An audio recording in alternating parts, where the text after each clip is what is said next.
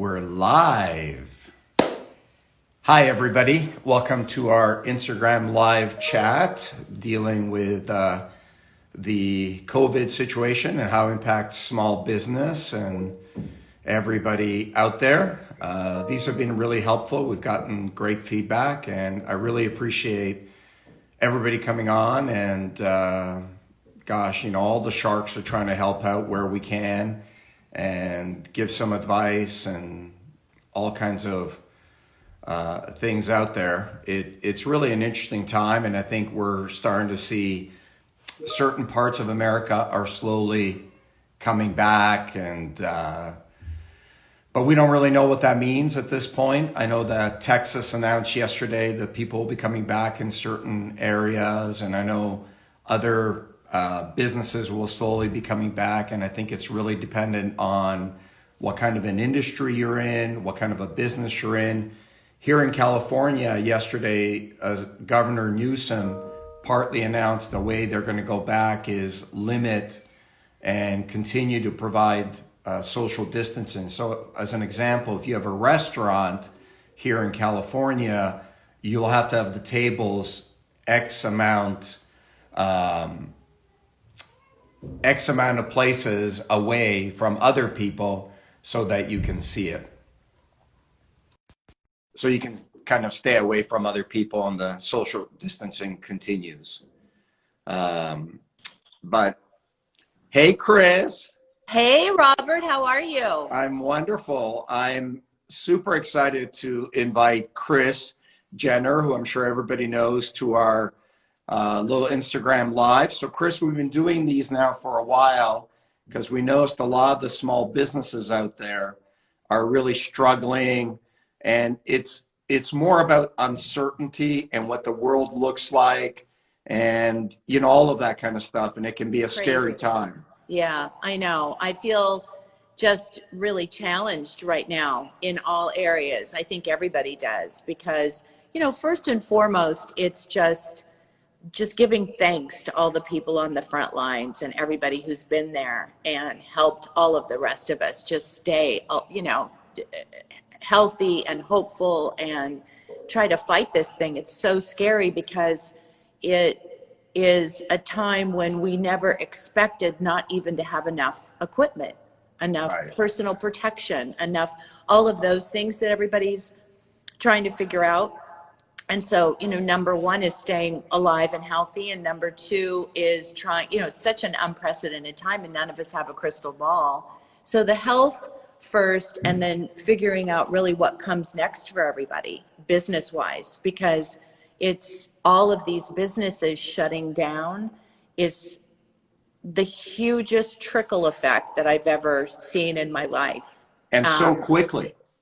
Fast. And complete industries having to shut down, and factories and restaurants, and we know the list, but it's just so interesting how it's going to be when we come out of this and come past this, and that's what is the unknown. That's the scary part. To your point about the frontline workers, we like you and so many other people are trying to give back where we can. And we tried to put together, Kim and I, a little video because, we bought some food for some of the hospitals and stuff like that. That's so great. Well, we tried to record a little video to thank them, and I had to record it like 20 times because you think of the sacrifice that these people are making. And, I can work remotely. I'm sure most of your businesses can work remotely. Mm-hmm. And I feel like we're in almost a privileged position to be able to adapt our business. Absolutely. But a lot of these frontline workers just, they're out there every day, and it's really tough on them. How are you coping with everything? How are you adapting? How are you guys doing? Well, we're adapting, and it's been interesting, but just to one point I wanted to add to what you just said about frontline workers. I found it, a lot of times in life we've been asked to give money, and we do. And you give to a cause and you hope it goes to the right place. Right. And you pray that the right people are being helped. And I remember when there was the fires in Australia, And Kylie called me up and she said, Mommy, I really want to, give some money to the fires in Australia. I go, okay, we organized that. And then you hope that that is being, taken care of the right way. Well, in this case, we were asked, to give, Kylie said she wanted to give some money to the frontline workers and take care of like masks and if hazmat suits. At that time, we didn't know what was needed and the shields and everything. And so I called Dr. Aliabadi at Cedars. We call her Dr. A, and we said, listen, we'd like to get some stuff going. And so anyway, she helped facilitate this whole thing.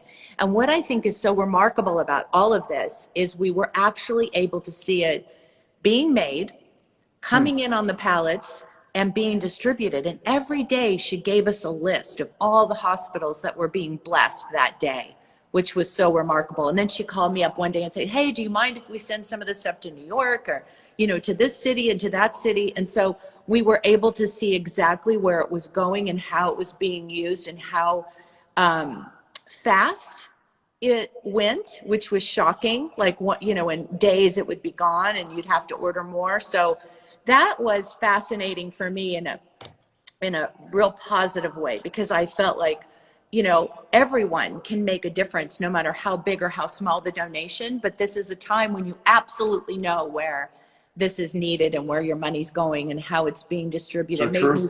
It was so rewarding.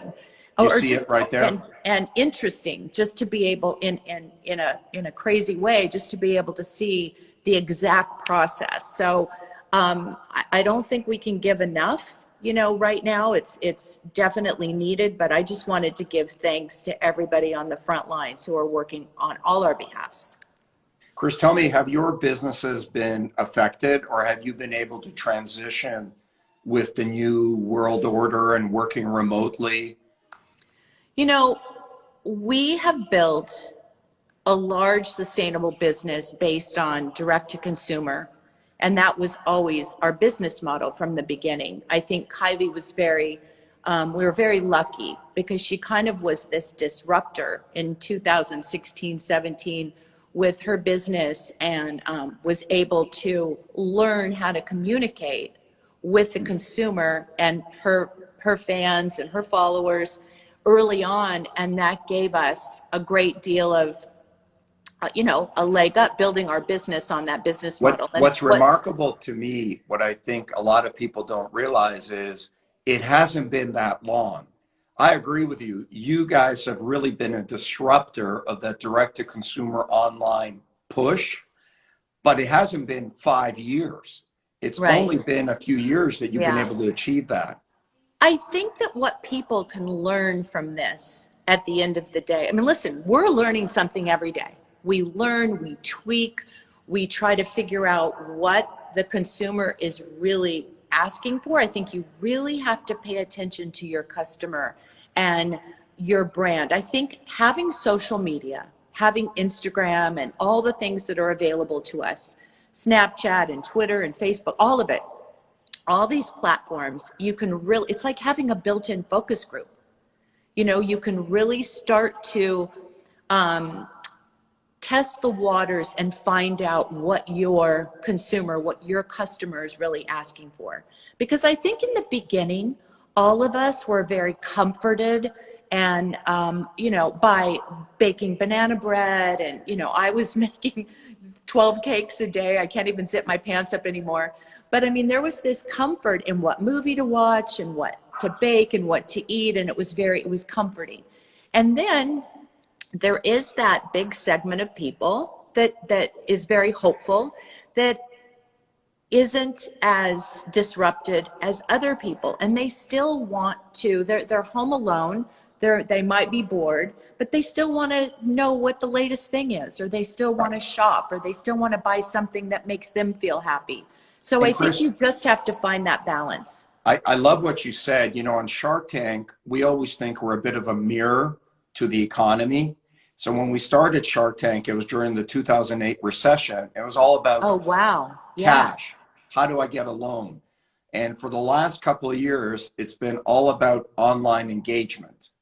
In the past, people used to come on and say, can you help me get into Kmart? Can you help me get into Bed Bath & Beyond? Right. It was Whereas about the retailer. yeah, for the last year, we've been like, why do you want to go to Bed Bath and Beyond? Why do you want to go to those retailers? Mm-hmm. Do you have any advice for someone who may not be online today and they're a small business? How do you get there? Like what would you be doing today if you can share with us some of that advice? Well, I think that if you're going to start, I think that starting an online business is super smart. And I think that you have to, this window of time gives that person, that business owner, time to create a website and really, depending on what the thing is that their business is, will dictate what that might look like and what might be appealing to somebody else, and do some homework and find out what people are wanting, what kind of business might be something that would work. But you know what I find every time, people have asked me this for years, and I'm sure they ask you the same thing, is, what kind of a business should I go into? And I think Right. it's really hard to go into a business that you're not really excited about, I because could, it's too yeah. difficult to try and learn a new craft and be passionate about something you know nothing about. It's great to keep learning in life and adding new things to your, to your brain and to your, but to start off a business at these times in life, I think it has to be something that you already know a little bit about, or You, you're really excited about learning about. I So I it have a becomes lot of easy. hobbies. I love fast cars and I love this and I love Yes. that. But none of those things are my business. They're hobbies. And it's less, people ask me that all the time. I've never Right. met somebody truly successful that can't talk my ear off about their business. And I think if you're going to, Yes. if you're going to enter something, not only do you have to be interested and passionate about it, Hmm. you got to know something about it. And you Yeah. got to know more than I know. Exactly. And I think we've learned so much along the way.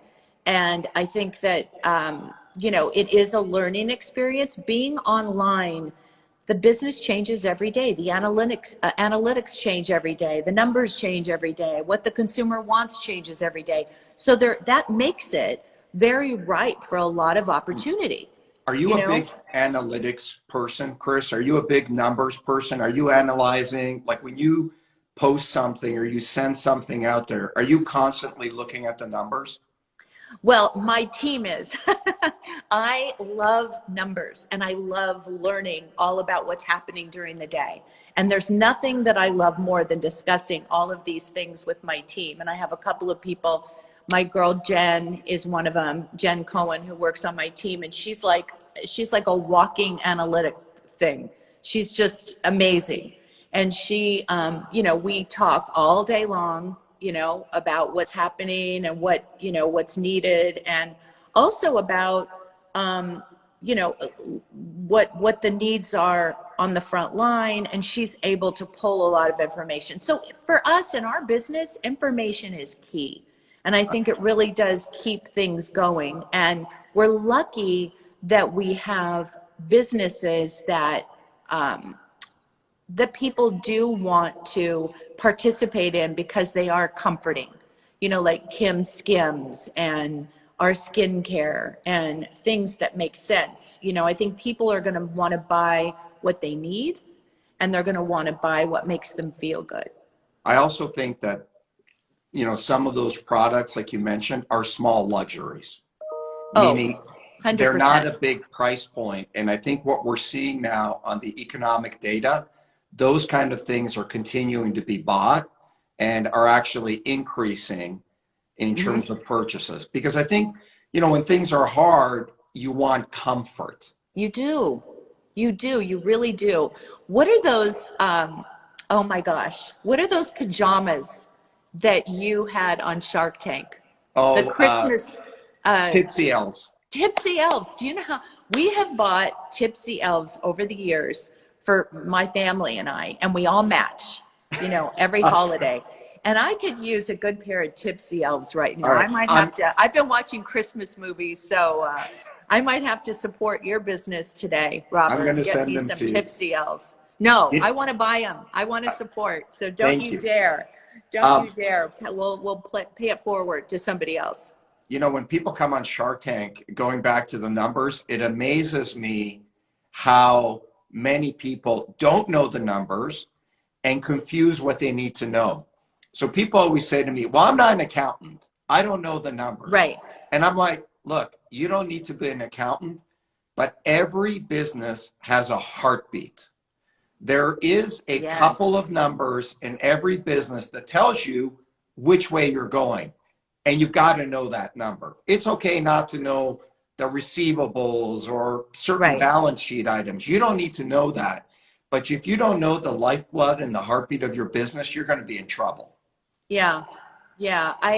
I've learned so much over the years, back when we started filming our show and just, got into different businesses and got, thrown a lot of spaghetti at the wall and made a lot of mistakes, along the way. But I think that these days, I feel like, having that information at your fingertips is key, and really Critical. knowing what, for these people that are starting these businesses online, I think it's a great opportunity to increase your profit margin, because Very that's much. always been so great when you have a solely owned business, or you have a partner who has a small piece, and try to keep, as we build these brands online, try to keep most of it for yourself, not have so many partners. But if you Well, can, so many layers, so many middle layers, yes, wholesale, yes, distribution. You know, in the computer exactly. business, Michael Dell became who he is by selling direct to consumers. He was the first one to do that. Chris, is there anything that you don't like online? When you see somebody trying to sell online, is Hmm. there, I mean, thank you for all that great advice on how to do it, but is there anything that you would tell people just really irks you or bothers you? Well, I've said this a million times. My number one pet peeve online is all the bullies and the negativity. I think there's no room for that anymore. I think we're all out there trying to do our best. And for all the people that are going to be coming online, it's a very scary place and a very dark place if you're up against a lot of the BS and the people that come on and criticize for absolutely no reason because they have nothing else to do. So I think to be kinder through all of this is my hope and my prayer, that people will stop all of the bullying, because that can really scare somebody off. Me and my Yeah. family, we have really tough skin, and we've been doing it a really long time. So, as far as, being in the public eye and being out there. But the internet can be a very intimidating place for people that haven't done it before. And so you really have to just tune out the criticism and do you. And that's the adversity that we've overcome as far as online businesses have, go. Because, you do have people that will criticize your product and tell you how awful it is, and then 6 months later, you can't get it because it's sold out every day. Right. So you I, just have to stay true to yourself. And if somebody says no, you're talking to the wrong person. I have to tell you, I respect you guys so much for that, because the adversity and the tough skin, so much easier said than done, Right? right? And I know. people always assume that if you get to a certain level of success, everything just skates off your back. That doesn't bother you. You know, people always assume that when you have some success, that there's never a bad day. That you've kind of entered this magical door where everything is beautiful. It's puppies and unicorns every single day. And it's so Yes. not true. Yes, I agree. And I think as a business owner, it's funny. I was talking to my team this morning before I hopped on this call, and we were saying how busy we are, and how, for the first few days I was making banana bread and lemon cake, and, making everybody dinner all day long, and lunch and breakfast, and being a mommy. But lately it's been like, I don't know where the day goes, because you're just hopping from one call to the other, putting out one fire after another, trying to come up with another idea, so I think it will be also a great way to spend time, is to create something new, because it's very time consuming, It's very creative. I think it'll be a chance for people to really, stretch their imaginations and work on something new that they had never thought of before, and really, kind of go within yourself and think, okay, what am I going to do? I need a plan B. Right. And I love that. I love that. You know what? I was on an interview yesterday, and what I said was, don't come out of this without having gained something. that's right. And it can be as simple as learning Spanish or getting in shape or starting a business or creating a plan. But if you're in pain and you're going through hell, learn from it. Get something Yes. out of it. Yes. And they say that it's how a person handles adversity and how a person handles the worst of times. Uh, and it kind of shows their true character, because we all have really bad moments. We all have ugly times. But I think it's important also. Here's what I think. I was saying this to my mother yesterday. I really think it's important for us to lift each other up. Like I want to, like, I'll watch, for example, Good Morning America, and I watch that whole team, and they come to work, and they try to dress in something colorful, is why I have this bright shirt on. Me But too. Somebody said to me, stop wearing dark colors. It's depressing. you need a purple sweatshirt. I do. So you need one of your elves, the Tipsy Tipsy elves. elves. You need to Yes. put on your Tipsy elves. Hello, great marketing tool. Come on, Robert. But yeah, so I think for us to check in on one another's mental health is super important, because everybody's going to go up and down and have a bad day. Last week, I had a whole day where I thought I was going to cry any second for absolutely no reason. I was just so worried about everybody. And I think that we have to check on each other, even though we seem fine. If you say to somebody, how are you doing? Oh, I'm fine. Maybe they're not fine. So I think just keep checking on your loved ones and take care of each other, and really, worry about that side of it too, because not everybody has it together. So, Chris, I appreciate your time. I'm not going to keep you much longer. I just want to ask you one final question. Yes. Just personally curious to see what you say. I ask everybody this. You've achieved so much. You've met so many successful people. If you had to summarize it, would you say there are 2 or 3 characteristics that you've met with people that are successful in business that stand out for you? Like their characteristics as a person? Yeah. Like, what do you think are the 2 or 3 things you need to have in order to be successful in business? Well, I think a tremendous amount of energy would help, because, and being thoughtful. But I think that people that I've met that are super successful are usually people that have an incredible work ethic, and they have they're workaholics, which isn't always the greatest quality. But, I'm not going to lie. I mean, I catch myself working way too many hours in normal times, obviously, but working way too many hours and being totally obsessed with what I'm doing. And you have to find a balance eventually. I think to start anything and make it really super successful, you have to throw yourself into it. You have to eat it, live it, breathe it, be obsessed with it. And then once you get that puppy off the ground, you can delegate a little bit more. But I think you have to stay engaged, Robert. I don't think, I'll give you one example. When Courtney and I and the girls had our stores long ago, when we first started shooting our show, Smooch and Dash, when we were there and we were engaged, the stores did great. The minute we weren't there for the day, everything kind of fell apart. And I've kind of used that as my rule of thumb throughout my career, throughout all of the businesses that we've done and developed, and really, and I've learned a lot from my girls. Like, I don't think Kim sleeps at all. I don't know what's happening, but she's like an astronaut. She must sleep while she's still working or something. But I think it's just that dedication and that belief and passion in what you really are trying to do. Gosh, those are such great points. I always say, if you're not the most passionate person that I'm talking about in your business, then why would I deal with you? And even when Yes. you have nothing, be the source of joy.